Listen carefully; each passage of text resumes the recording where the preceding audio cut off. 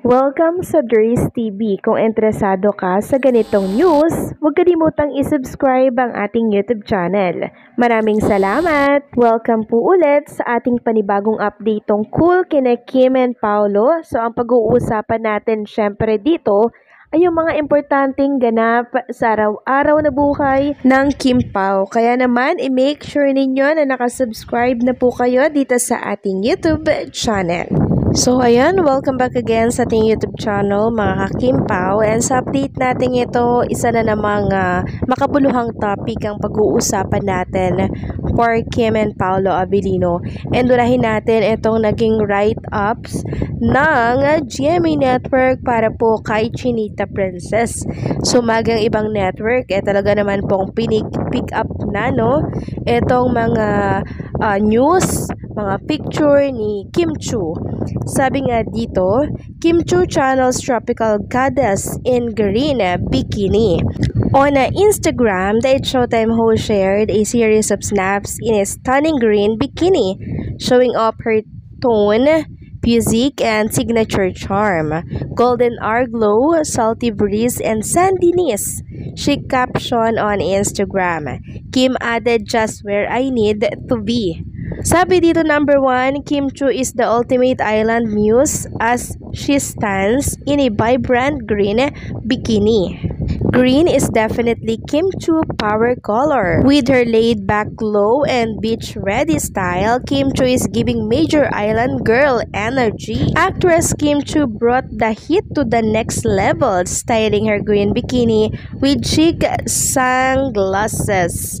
Kim Chiu is serving first looks and unstoppable confidence. So yan po yung nilalaman ng write-ups po ng GMA News. Sumagi ang GMA mga ka-Kim Pao, talaga naman pong binabalita na din si Chinita Princess, kasi alam po nila na malakas ang hatak pag sinabing Kim or Paolo Abilino. Samantalang ano naman itong pinagkakaguluhan sa mundo po ng ex tungkol dito sa ex ni Chinita Princess. Sabi kasi sa post nitong Paolo Abilino fan account sa X, ayan daw ang mga Kemerald fan na nagko-comment pa rin ng dilulo nila kay Kim and Gerald sa social nung dalawa. Kung minumulto at nagre-relapse kayo sa Kemerald, nood kayo sana maulit muli. My girl, tayong dalawa, etc. Hanggat maumay kayo sa dalawa. Panoorin nyo rin yung mga dramang presscon na nag-iyakan sila ng matauhan kayo, mga dilulo. So patuloy pa rin kasing mga ka-Kim Pao si Chinita Princess na dinidikit doon sa ex netong si Gerald Anderson, kasi napapabalita nga po ngayon na di umano ay hiwalayan na daw itong si Julia Barreto at si Gerald. Ngayon, ang binabalikan naman po ay si Chinita Princess. Nabigyan daw ng ganitong project na dapat daw magkaroon ng project ulit. Diba nakakaumay na po yung mga pinagsasasabi po nila dito sa mundo ng social media, and alam ko na nababasa po ito ni Paolo Abilino and Chinita Princess. So anong magiging reaksyon ni Paolo Abilino? I'm sure inis na yan sa mga nababasa niya sa mundo po ng social media. And maging ako mga ka-Kim Pao, disagree talaga ako dyan sa pinupush na project na yan for Chinita Princess and Gerald Anderson. Kasi past is past Hindi na yan pwedeng balikan pa. Past is past, never been back. May Paolo Abilino na po si Chinita Princess, and hindi po yan papayagan syempre ni Paolo Abilino.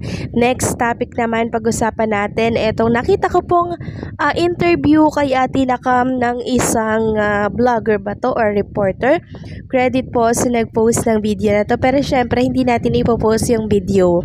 Kung ano lang po yung sinabi ni Ate Lakam, yun lamang din po ang sasabihin ko dito. So, unang-una mga ka-Kim Pao, tinanong po si Ate Lakam kung boto daw po si Ate Lakam dito kay Paolo Abilino. At alam nyo po, walang ngimi na sinabi ni Ate Lakam na oo naman.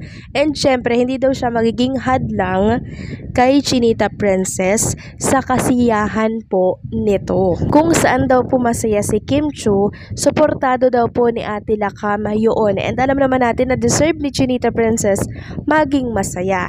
Then tinanong po si Ate Lakam kung masaya daw po si Kim.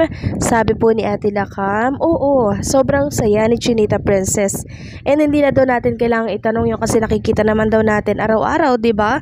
Yung kakaibang level ng energy, ng kasiyahan ni Kim Chiu, very inspired siya lagi, 'di ba? So ibig sabihin in lababo ang lola nyo, mga kakimpaw. So si Ate Lakam na po ang nagsabi, mga kakimpaw, na sobrang saya, kontento si Chinita Princess sa kung anong meron siya ngayon.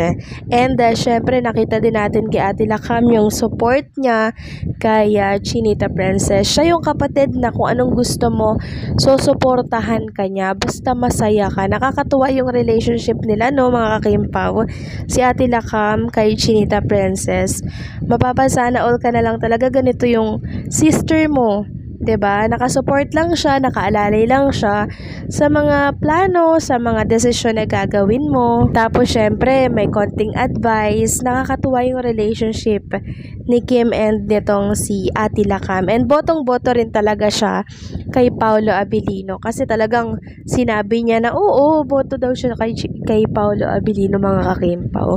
Kasi nakita niya din po kay Kim kung gaano kasaya si Kim pagkasama po si Paolo Abilino. 'Di ba? Ikaw ba yung ate? 'Di ba? Hadlangan mo ba 'yun kung doon masaya yung kapatid mo, 'di ba? And isa pa, mga kakimpaw, malaki na po si Chinita Princess. 'Di ba? Nasa tamang edad na po 'yan para magdesisyon. And syempre, alam niya na po yung tama at mali. Unang-una, hindi po ipupush ni Chinita Princess yung relationship niya kay Paolo kung alam niya pong may red flag sa lalaking yan.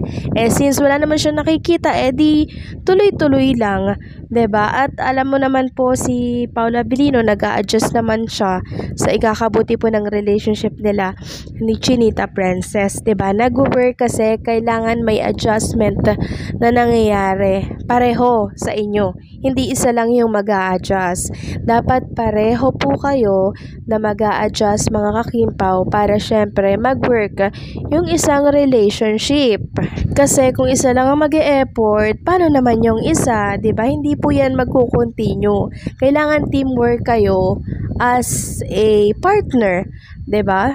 Kaya naiintindihan ko kung bakit botong-boto po ang pamilya ni Chinita Princess kay Paolo Abilino. And 'di ba nung nakaraan po, nag-meet na yung ama ni Kim and syempre si Paolo Abilino, talagang yung ngiti po ni Mr. Chu to the highest level din ng mamit niya po si Paolo Abilino, 'di ba?